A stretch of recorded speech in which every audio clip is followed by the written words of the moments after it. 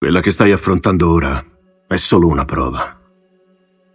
E purtroppo ci dobbiamo passare tutti nella vita. Può darsi che ora ti sembri che il tuo mondo stia crollando e che non ci sia proprio niente che puoi fare per uscire da questa situazione e cominciare a stare meglio. Ma ti dico questo: c'è sempre una luce in fondo al tunnel per quelli che non smettono di crederci, almeno quasi sempre. Io ne ho ricevute di bastonate durante la mia carriera e la mia vita. Mia madre è morta ancora giovane.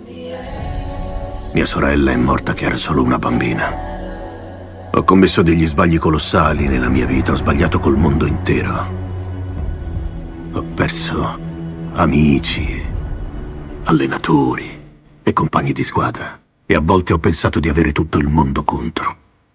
Come oggi capita a te, io ero pieno di domande. E ho pensato spesso che non sarei più tornato. Ma sappiamo tutti com'è andata. Sì. Sei tornato. Esatto. E hai vinto. E sei il più grande campione nella storia della UFC.